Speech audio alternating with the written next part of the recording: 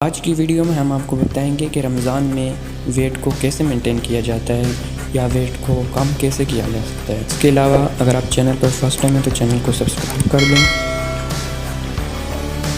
آئیے ویڈیو شروع کرتے ہیں۔ ہمارا جسم کیا کیا استعمال کرتا ہے؟ ہماری باڈی سب سے پہلے کاربوہائیڈریٹس، فیٹس اور پروٹین استعمال کرتے ہیں۔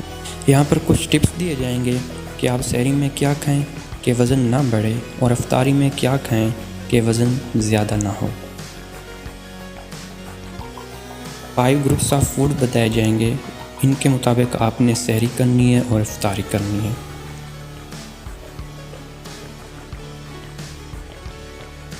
سحری کے وقت آپ نے کیا کیا فوڈز استعمال کرنی ہے۔ نمبر 1 پہ ہے روٹی چاول۔ رمضان کے مہینے میں میدہ کی روٹی نہ کھائیں، آٹے کی روٹی کھائیں۔ بریڈ بھی استعمال نہ کریں۔ دلیا لے لیں جو کہ گندم کا ہو۔ پھل اور سبزی سحری میں استعمال کریں۔ سبزی میں کدو، بینگن آ جاتے ہیں جو کہ عموماً رات کے بنے ہوئے ہوتے ہیں۔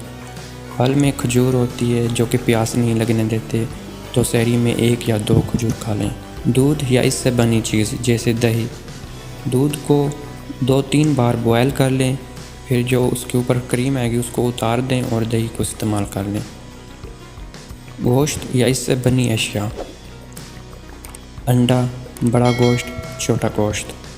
گردے یا یورک ایسڈ کے پیشنٹس اپنے ڈاکٹر سے مشورہ کر کے یہ سب کچھ لے سکتے ہیں۔ وزن بہت زیادہ ہے تو ریڈ مٹن جسے بیف کہتے ہیں استعمال نہیں کرنا چاہیے، چکن یا انڈا استعمال کر سکتے ہیں۔ چکنائی میں آئل، دیسی گھی، بنسپتی گھی آ جاتے ہیں۔ وزن کم کے لیے زیتون کا تیل استعمال کریں۔ کوکنگ کے دوران استعمال نہ کرنا، 1 سے 2 چمچ۔ افطار کے وقت کھجور لے لیں، 2 گلاس پانی نہ پئیں، کم پانی پئیں۔ پھل کھائیں، چھلکے والے پھل جس میں امرود ہو گیا، سیب ہو گیا، فائبرز جو کہ ویٹ کو کم کرتے ہیں۔ نماز کے بعد روٹی کھائیں جو کہ گندم والی ہو۔ چاول نہیں کھانے۔ گرین ویجیٹیبلز ہو گئے جن میں پالک ہو گیا، شملہ مرچ ہو گئی، میتھی ہو گیا، جن میں فائبرز ہوتے ہیں۔ کڈنی پرابلم نہیں ہے تو چکن بھی استعمال کر سکتے ہیں، دہی کا استعمال بھی کر سکتے ہیں لو فیٹ والی۔ 10 سے 11 بجے لو فیٹ والا دودھ اس گول کا چھلکا کے ساتھ استعمال کریں۔ سحری کے وقت 2 گلاس پانی پئیں۔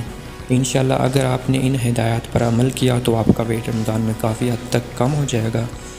اللہ آپ کا حامی و ناصر ہو۔ چینل کو سبسکرائب کر دیں، اس طرح کی ویڈیوز آپ کو دیکھنے کو ملیں گی۔ اللہ حافظ۔